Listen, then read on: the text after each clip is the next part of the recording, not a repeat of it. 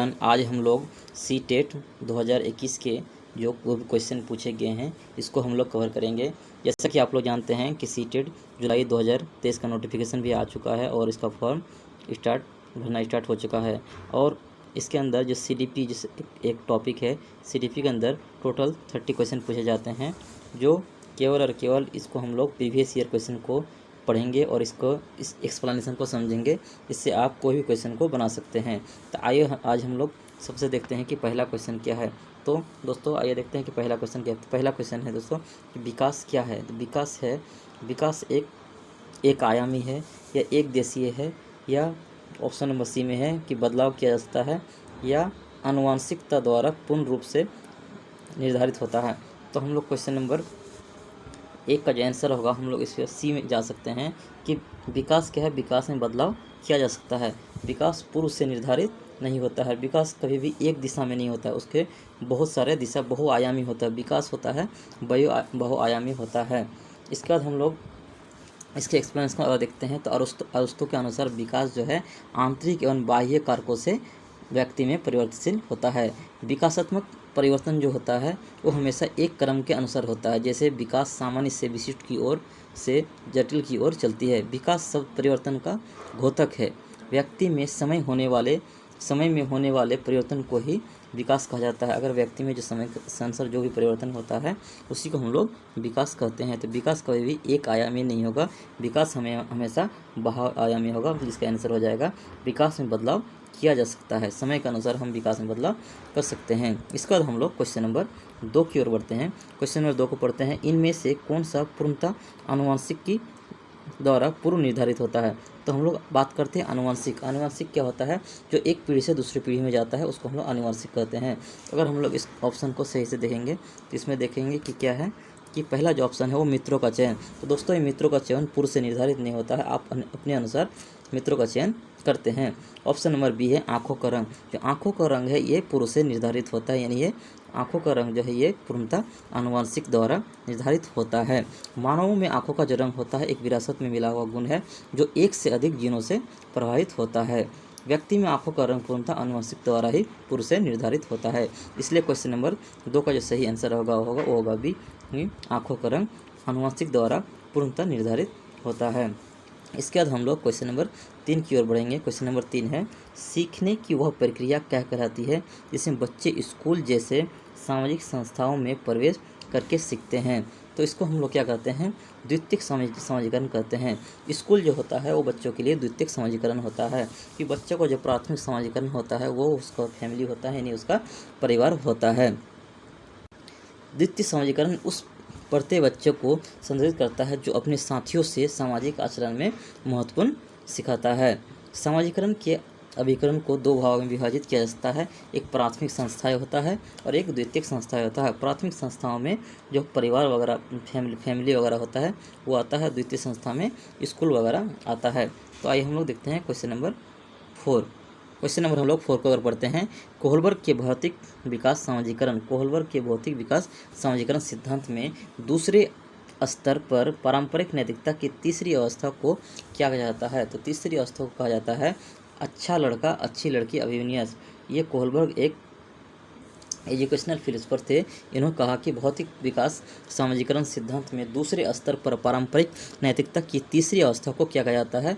तो तीसरी जो अवस्था है उसको कहा जाता है अच्छा लड़का अच्छा लड़की अभिविन्यास को ही दूसरे स्तर का पारंपरिक नैतिकता कहा जाता है। तो आज आइए इसको हम लोग एक्सप्लेनेशन से पढ़े। तो लॉरेंस कोहलबर्ग के अनुसार जो होता है 10 वर्ष से 13 वर्ष तक माना जाता है, जिसको हम लोग परंपरागत नैतिक स्तर बोलते हैं। इस स्तर पर बालक अपनी आवश्यकता के साथ साथ दूसरे की आवश्यकता का भी ध्यान रखते हैं। और हम परंपरागत नैतिक स्तर की बात करें तो इसके 2 चरण होते हैं। परंपरागत नैतिक स्तर के कितने चरण होते हैं?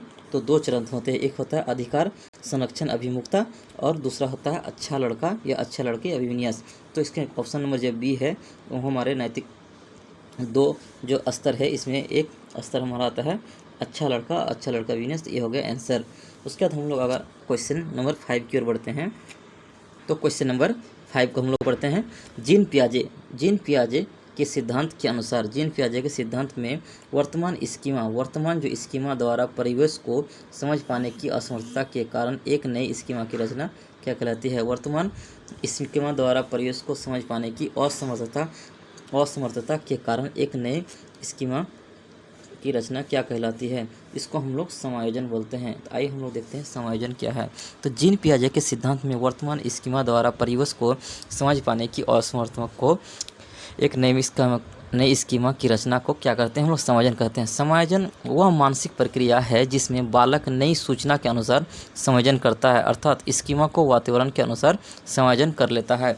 वातावरण के अनुसार स्वयं को डालना अनुकूलन कहलाता है। पुराने ज्ञान के साथ नवीन ज्ञान को जोड़ने की प्रक्रिया आत्मसातीकरण कहा जाता है। अगर पुराना ज्ञान है उसको हम लोग नए ज्ञान के साथ जोड़ते हैं तो इसको क्या बोलते हैं? आत्मसातीकरण कहते हैं। तो इसका आंसर हो जाएगा ऑप्शन नंबर ए। जीन पियाजे के सिद्धांत में वर्तमान स्कीमा द्वारा परिवेश को समझ पाने की असमर्थता के कारण एक नई स्कीमा की रचना क्या कहलाती है? तो एक नई स्कीमा की रचना समायोजन कहलाती है। क्वेश्चन नंबर 6, फिर हम लोग जीन पियाजे के बारे में पढ़ेंगे। पियाजे के अनुसार कौन सा संप्रत्यय या कार्य रूप सूचना को संगठित और प्रतिपादित करता है? तो कौन सा करता है? इसमें ऑप्शन नंबर ए को पढ़ते हैं। व्याख्यात्मक प्रतिदर्शक या स्कीमा या अग्रिम संगठन या संवेदी मुद्रक।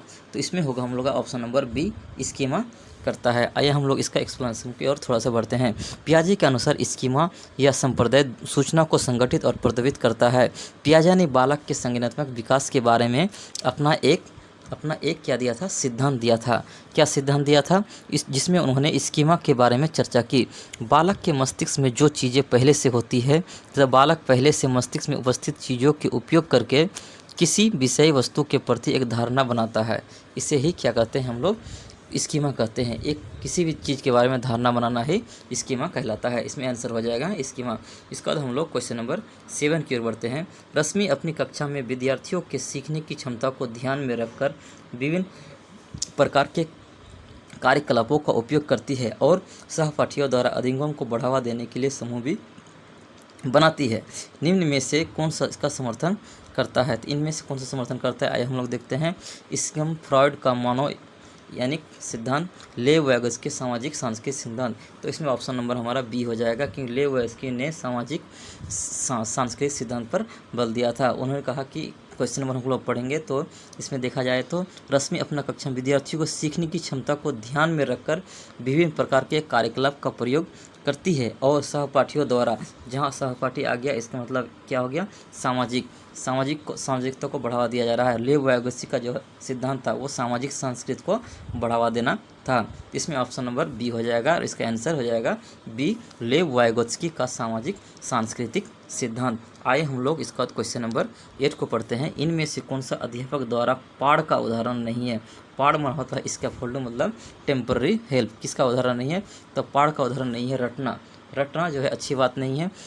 अध्यापक द्वारा रटने को प्रोत्साहित नहीं करना चाहिए, रटने को हतोत्साहित करना चाहिए। रटिफिकेशन अलाउड नहीं है। एजुकेशन पाठ क्या है? पाठ एक शिक्षण पद्धति है जो एक छात्र को एक समस्या को हल करने, किसी कार्य को करने या बाहरी सहायता के क्रमिक शेडिंग के माध्यम से एक लक्ष्य प्राप्त करने में सक्षम बनाती है।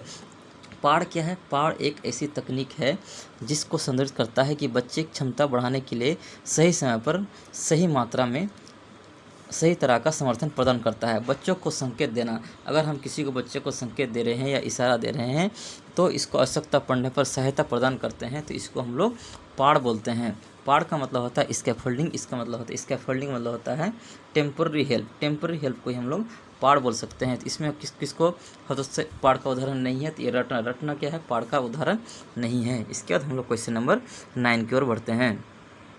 क्वेश्चन नंबर 9 है, निम्न में से कौन सी शिक्षा शास्त्रीय पद्धति एक संरचनावादी कक्षा के लिए उपयुक्त नहीं है? तो कौन सी उपयुक्त नहीं है हम लोग देखते हैं। तो बहुआयामी परिप्रेक्ष्य का प्रोत्साहन ये उपयुक्त है। सामूहिक सहयोगिता ये भी उपयुक्त है। वेधन और दोहराव ये उपयुक्त नहीं। वेधन का मतलब होता है दोस्तों ड्रिल मतलब होता है याद करना, और दोहराव मतलब रिकॉल। तो इसका जो आंसर हो जाएगा ऑप्शन नंबर सी हो जाएगा। वेधन और दोहराव का संरचनावादी कक्षा में उपयुक्त नहीं है।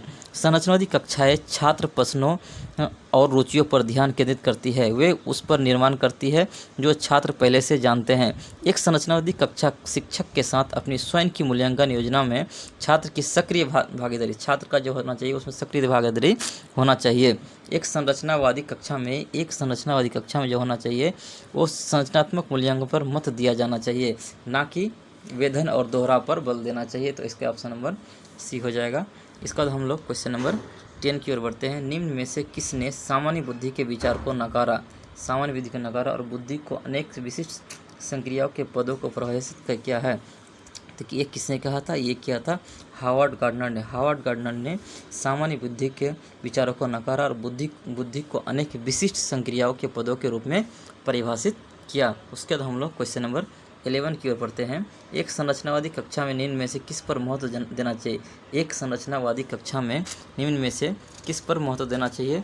तो महत्व देना चाहिए हमें संरचनात्मक मूल्यांकन पर। हम लोगों ने ऊपर भी पढ़ा कि संरचनात्मक मूल्यांकन पर बल देना चाहिए, ना कि वेधन और दोहराव या रट्टाफिकेशन पर बल देना चाहिए। इसके बाद हम लोग क्वेश्चन नंबर 12 को पढ़ते हैं।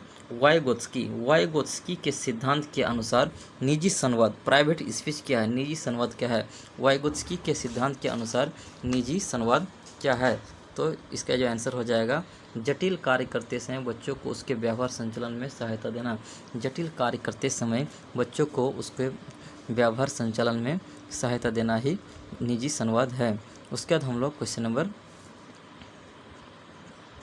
नंबर 13 की ओर बढ़ते हैं। लड़कियों को गुलाबी कपड़ों और गुड़ियों से जोड़ा जाता है और लड़कों को नीले कपड़ों और कारों से जोड़ा जाता है। यह किसका उदाहरण है? यह किसको दर्शाता है? इसको हम लोग जेंडर स्टीरियोटाइप बोलते हैं। इसमें जेंडर रूढ़िवादिता, यानी अगर कोई काम, जैसे लड़की है साइकिल चला रही है तो साइकिल नहीं चला सकती हैं, क्योंकि साइकिल लड़की चला ही नहीं सकते हैं, ये लड़कों का काम है। इसको हम लोग जेंडर रूढ़िवादिता कहते हैं। जेंडर रूढ़िवादिता अपेक्षाकृत स्थिर और अतिव्यापक अभिवृत्ति और व्यवहार को संबोधित करता है, जो किसी व्यक्ति विशेष के लिए उसके जैविक लिंग के आधार पर सामान्य और उपयुक्त माना जाता है। बालक तथा बालिकाओं में उनके लिंग के आधार पर भेद करना ही जेंडर रूढ़िवादिता कहलाता है। अगर कोई लड़का अगर खाना बना रहा है तो उसको समाज के अंदर उसको एक हीन की नज़र से देखा जाता है। अगर कोई लड़की कार चला रही है, मोटरसाइकिल चला रही है, तो समाज के अंदर उसको भी एक रूढ़िवादिता का दर्जा दिया जाता है। इसी सोच को हम लोग रूढ़िवादिता कहते हैं। उसके बाद हम लोग क्वेश्चन नंबर 14 की ओर बढ़ते हैं। क्वेश्चन नंबर 14 है, शिक्षा असफल हो जाती है जब बच्चों से यह अपेक्षा की जाती है कि वह प्राप्त ज्ञान को ज्यों का त्यों पुनः उत्पादित करे। ये बात सही है कि शिक्षा, अगर आप किसी को शिक्षा दे रहे हैं और उनसे कह रहे हैं कि आप जो पढ़े उसको हूबहू रट के बता दो, तो ये नहीं हो सकता है। इसका मतलब ये ऑप्शन नंबर जो ए है ये सही है, ये बात सही है। जो कहते हैं उनको पुनरावृत्त करें तो ये अपेक्षा असफल हो जाती है, क्योंकि ये संभव नहीं है। बच्चे में जो रट्टाफिकेशन है उसको हतोत्साहित करना चाहिए, उसको बढ़ावा नहीं देना चाहिए, उसको डिस्करेज करना चाहिए। उसके बाद हम लोग कारण आर पढ़ते हैं। जानकारी का पुनः उत्पादन बच्चों को सीखने की अर्थपूर्ण घोतक है। बच्चों को अर्थपूर्ण घोतक है, ये बात बिल्कुल गलत है। तो इसमें आंसर हम लोग अगर देखेंगे तो ये सही है, लेकिन आर गलत है। तो इसमें आंसर हो जाएगा सी। आंसर क्या हो जाएगा इसके अंदर? हम लोग आंसर हो जाएगा सी। एक संरचनावादी कक्षा में अध्यापक और छात्र दोनों से ही क्रियाशील होती है। इसका हम लोग क्वेश्चन नंबर 15 की ओर बढ़ते हैं कि एक संरचनावादी कक्षा में अध्यापक और छात्रों की क्या भूमिका होती है? एक संरचनावादी कक्षा में छात्रों और अध्यापक की भूमिका यह होती है कि दोनों क्रियाशील होना चाहिए। तो इसमें आंसर हो जाएगा अध्यापक और छात्र दोनों ही क्रियाशील होती है। संरचनावादी कक्षा में छात्र प्रयोगों को नियत करते हैं और निष्कर्ष निकालते हैं और अपने निष्कर्ष की तुलना करते हैं। अपने निष्कर्ष की तुलना कौन करते हैं? छात्र खुद करते हैं। और इससे छात्र को क्या होना चाहिए? क्रियाशील होना चाहिए। छात्र जब तक क्रियाशील नहीं होगा वो अपने कार्य को नहीं कर पाएंगे। इसके बाद हम लोग क्वेश्चन नंबर 16 की ओर बढ़ते हैं। क्वेश्चन नंबर 16 है, एक कक्षा में अध्यापिका भिन्न जातियों के समूह वाले अधिगमकर्ताओं के लिए समावेशी वातावरण की रचना कैसे कर सकती है? तो ये कैसे कर सकती है? अपनी उन अवधारणा और पूर्वाग्रहों पर चिंतन करके जो बच्चों के शैक्षणिक अनुभव को सीमित करते हैं। ये बात बिल्कुल सही है। कक्षा में बच्चों का अनुभवों की विविधता को सम्मिलित करके, ये भी बात सही है। उसके बाद हम लोग अगला नेक्स्ट पढ़ते हैं कि संस्था में समानता की मूल संस्कृति पर बल देकर ये बात सही है। छात्रों को प्रोत्साहित करके कि वे स्वयं को मानकीय पाठ्यक्रम का अनुकूल बना ले। तो इसमें जो ऑप्शन नंबर जो 4 है ये गलत हो जाएगा, ये नहीं होगा। मानकीय पाठ्यक्रम ये क्या है, एक नेगेटिव वर्ड है।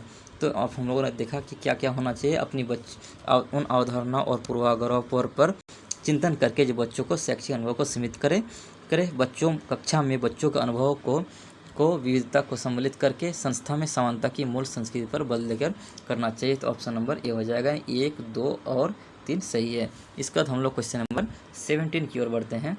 रमणीक की कक्षा में एक दृष्टिबाधित छात्र है, यानी ब्लाइंड छात्र है। एक समावेशी कक्षा में इस संदर्भ में क्या निर्देशित समायोजन करना चाहिए, क्या करना चाहिए। तो आइए हम लोग ऑप्शन को पढ़ते हैं। सबसे विविध प्रकार के दर्शनात्मक प्रस्तुतिकरण देकर करना चाहिए, नहीं देना चाहिए।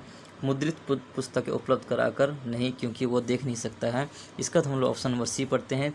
त्रिविमीय नक्शे और चार्ट जैसे स्पर्श संसाधनों का प्रबंधन करके, क्योंकि ये ब्लाइंड छात्र है, दृष्टिबाधित छात्र है, तो इसको स्पर्शिक संसाधनों का प्रयोग करना चाहिए। इसका आंसर हो जाएगा ऑप्शन नंबर सी। इसके बाद हम लोग देखते हैं क्वेश्चन नंबर 18। रीना कक्षा में दी गई किसी भी समस्या को सुलझाने के लिए अलग अलग तरकीब के बारे में सोचती है। यह निम्न में से किसका प्रतीक है। तो दोस्तों यह प्रतीक है, इसको बोलते हैं अपसारी, इसको बोलते हैं अपसारी चिंतन। यह अपसारी चिंतन का प्रतीक है। अपसारी चिंतन का मतलब क्या होता है, हम समझते हैं। जब किसी व्यक्ति के सामने कोई समस्या रखी जाती है एवं उस समस्या के समाधान के लिए वो व्यक्ति अपनी कल्पना शक्ति एवं सृजनात्मकता का प्रयोग करती है तथा उस समस्या के समाधान के रूप में एक से अधिक हल प्रस्तुत करती है। तो इस प्रकार के सोच को हम लोग क्या करते हैं, अपसारी चिंतन करते हैं, यानी जिसको हम लोग डाइवर्स थिंकिंग बोलते हैं, उसी को हम लोग अपसारी सोच हिंदी में बोलते हैं। तो इसका आंसर हो जाएगा अपसारी सोच।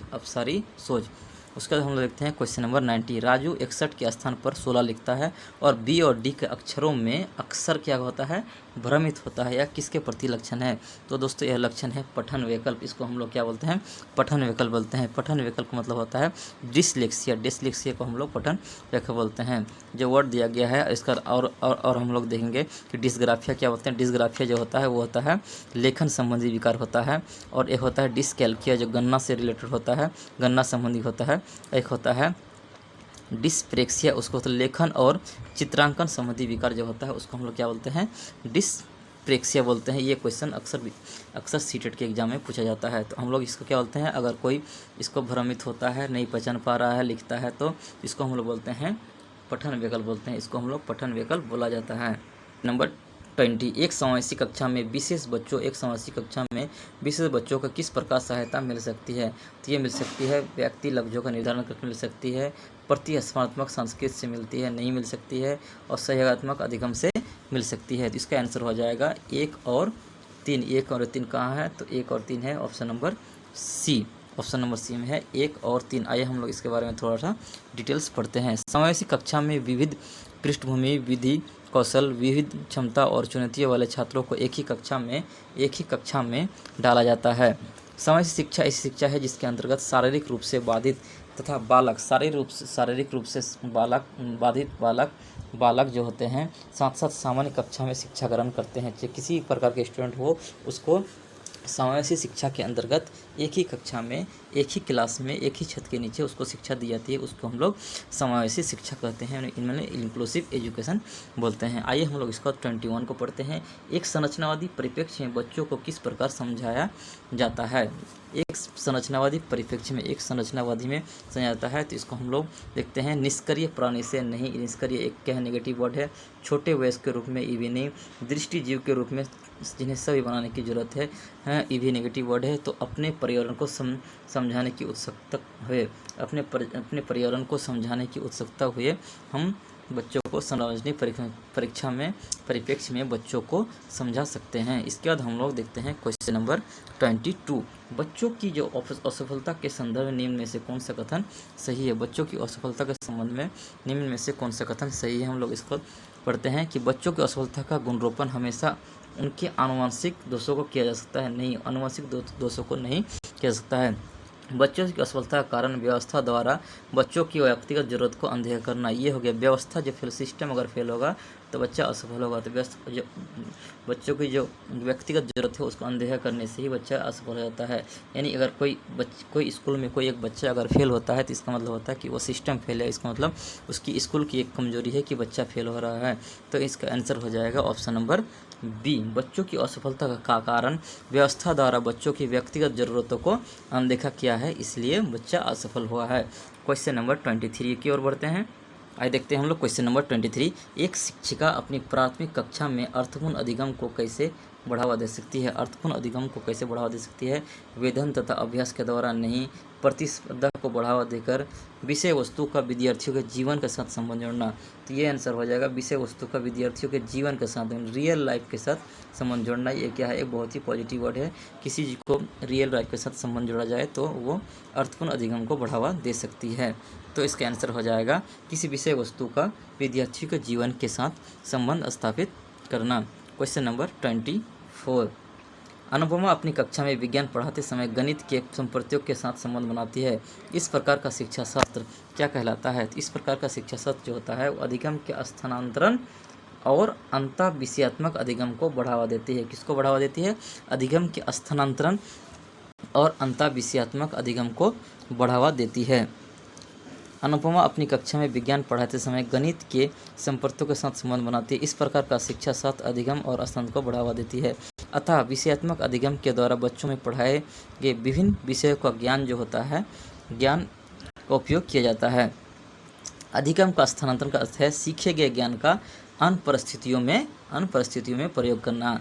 सीखे गए ज्ञान का अन्य परिस्थितियों में प्रस्तुत करना। उसके बाद हम लोग क्वेश्चन नंबर 24 की ओर बढ़ते हैं। क्वेश्चन नंबर 24 है, ये जानकारियाँ किस स्मृति में संगठित होती है? ये जानकारियाँ किस स्मृति में संगठित होती है? तो आइए देखते हैं। बाइक की सवारी करने की प्रक्रिया, धुले कपड़ों को तह करने की प्रक्रिया, 7 वर्ष की उम्र में एक पेड़ पर चढ़ने की प्रक्रिया करने हुआ, इसको हम लोग क्या करते हैं? दीर्घ अवधि स्मृति में काउंट करते हैं। इसको हम लोग दीर्घ अवधि स्मृति में काउंट करते हैं। ऐसी सामग्री जो अल्पकालिक स्मृति की क्षमता एवं धारण अवधि की सीमाओं को पार करती है, वह दीर्घकालिक स्मृति में प्रवेश करती है जिसकी क्षमता व्यापक है। कोई सूचना यदि एक बार दीर्घकालिक स्मृति के भंडार में चली जाती है तो उसे कभी हम नहीं भूलते हैं। सूचना अल्पकालिक स्मृति से दीर्घकालिक स्मृति में विस्तार पूर्वक पूर्वाभास द्वारा प्रवेश करती है। इसका आंसर हो जाएगा दीर्घ अवधि स्मृति। उसके बाद हम लोग देखते हैं क्वेश्चन नंबर 26। देखते हैं हम लोग क्वेश्चन नंबर 26। निम्नलिखित कथनों में से कौन सा कथन बच्चों के त्रुटियों को समझने के लिए सही नहीं है? तो आइए हम लोग देखते हैं। यह कक्षा में छात्रों को ग्रेड और पदों को निर्धारित करने में मदद करता है। यही आंसर गलत हो जाएगा। इसका मतलब गलत जो होगा वही क्या होगा? नहीं बोला गया है। बच्चों को ग्रेड और पदों में निर्धारित नहीं करना चाहिए। तो आंसर हो जाएगा ऑप्शन नंबर ए ही हो जाएगा कि नहीं पूछा है तो नहीं का आंसर नहीं में देना है। तो ग्रेड जो होता है, ग्रेड एक नेगेटिव वर्ड है। इसके बाद हम लोग क्वेश्चन नंबर 27 की ओर बढ़ते हैं। क्वेश्चन नंबर 27 है, किस प्रकार की प्रेरणा उन गतिविधियों से जुड़ी है जो अपने आप में आनंददायक और संतोषजनक है? अपने आप में आनंददायक और संतोषजनक है। ये क्या है? आंतरिक अभिप्रेरणा। आंतरिक अभिप्रेरणा जो है अपने आप में आनंददायक और संतोषजनक है। आंतरिक अभिप्रेरणा को कुछ अलग करने की योग्य प्रेरणाओं के बजाय होती है। आंतरिक अभिप्रेरणा स्वाभाविक मानवीय प्रवृत्ति है। आंतरिक अभिप्रेरणा के स्रोत जो होते हैं वो सफलता एवं असफलता, प्रतियोगिता, सहयोग, प्रगति का ज्ञान, नवीनता एवं रुचि जो होता है वो होता है आंतरिक अभिप्रेरणा होता है। Question number 28। शिक्षिका को अपने विद्यार्थियों से अपेक्षाओं उनके अधिगम पर महत्वपूर्ण प्रभाव डालती है। इसका अधिगम पर महत्वपूर्ण प्रभाव डालती है, बात सही है। विद्यार्थियों के चिंतन और सीखने की प्रेरित करने के लिए शिक्षक विभिन्न प्रकार के प्रश्न पूछते हैं और तथा छात्रों से अपने अपेक्षा रखते हैं कि उस समय प्रश्नों का उचित हल प्रस्तुत करें। तो अधिगम पर क्या होता है? इसमें महत्वपूर्ण प्रभाव डालता है। इसका हम लोग क्वेश्चन नंबर 29 की ओर बढ़ते हैं। क्वेश्चन नंबर 20 है, बाल केंद्रित शिक्षा होता है जो चाइल्ड सेंटर एजुकेशन होता है के सृजन कैसे किया जाता है? बाल केंद्रित कक्षा का सृजन कैसे किया जाता है? बाल केंद्रित हम लोग क्वेश्चन नंबर 29 का इसका ऑप्शन पढ़ते हैं। तो शिक्षार्थियों को उनके निष्पादन के बारे में समय पर प्रतिपुष्टि देकर किया जा सकता है। यही उसका आंसर हो जाएगा। क्या क्या होगा? शिक्षार्थियों को उनके निष्पादन के बारे में समय पर प्रतिपुष्टि देकर किया जा सकता है। बाल केंद्रित कक्षाओं में शिक्षण की प्रक्रिया और शिक्षकों के संवाद का तरीका ऐसा होता है जिसमें बच्चों की भागीदारी और सहभागिता के ज़्यादा, मतलब इसमें बच्चों को ज़्यादा से ज़्यादा पार्टिसिपेट किया जाता है, पार्टिसिपेट करने का मौका दिया जाता है। इसी को ही हम लोग बाल केंद्रित शिक्षा बोलते हैं। इसके बाद हम लोग क्वेश्चन नंबर 30 और इस सीरीज का हम लोग आखिरी क्वेश्चन देखते हैं। राष्ट्रीय शिक्षा नीति 2020 क्या प्रस्तावित करती है? तो राष्ट्रीय शिक्षा नीति 2020 जो प्रस्तावित करती है वो करती है विद्यालय की पाठ्य चर्चा की विषय वस्तु में कटौती होनी चाहिए। पाठ्य चर्चा में विषय वस्तु की कटौती होनी चाहिए। उसके बाद विद्यालय की पाठ्य चर्चा में लचीलेपन फ्लेक्सिबल होना चाहिए, रिजिडिटी नहीं होना चाहिए। उसके बाद रटंत अधिगम को महोदय, रटंत मतलब होता है रट्टाफिकेशन को हम लोग हतोत्साहित करते हैं, डिस्करेज कर सकते हैं। रट्टाफिकेशन को हम लोग बढ़ावा नहीं देते हैं। इसके बाद हम लोग ऑप्शन नंबर 4 पढ़ते हैं। विवेचनात्मक चिंतन को महत्व दिया जाता है। हमेशा विवेचनात्मक चिंतन को महत्व दिया जाता है। इसका अनुसार ऑप्शन नंबर क्या हो जाएगा? 1, 2 और 4। 1, 2 और 4 आंसर हो जाएगा, मतलब आंसर सी हो जाएगा। जैसे कि हम लोगों ने देखा कि ये CDP का ये 30 क्वेश्चन है जो प्रीवियस ईयर क्वेश्चन जो सीटेट के द्वारा आयोजन किया गया था और यह एग्ज़ाम 21 दिसंबर 2021 में आयोजित किया गया था। इसको हम लोग कंटिन्यू करेंगे। हम लोग 2021 में जितने भी सेट बनाए गए हैं एक एक सेट को हम लोग बनाएंगे और उसको आप लोगों के सामने प्रस्तुत करेंगे और इसका एक्सप्लेनेशन भी हम लोग देंगे। और 2022 के अंदर जो भी एग्ज़ाम हुआ है आप लोगों को यूट्यूब में अभी देख रहे होंगे, कोई भी टीचर इसको नहीं पढ़ा रहे हैं। 2022 में भी जितने भी क्वेश्चन पूछे गए हैं मैं उनको एक एक क्वेश्चन को पढ़ाऊँगा। खासकर CDP हो गया, उसके CDP इन्वायरमेंट, मैथमेटिक्स और पेपर 2 के लिए मैं साइंस भी पढ़ाऊँगा और पेपर 2 के लिए मैं सोशल साइंस भी जल्द से जल्द आप लोगों के बीच वीडियो प्रस्तुत करूंगा, जिसमें अंदर जो भी हिंदी मीडियम या इंग्लिश मीडियम के स्टूडेंट होंगे वो इस वीडियो को देख सकते हैं। अगर आप मेरे चैनल पर नए हैं तो चैनल को सब्सक्राइब कीजिए और अपने दोस्तों को शेयर करिए ताकि उन तक ये वीडियो पहुंच सके। Thank you.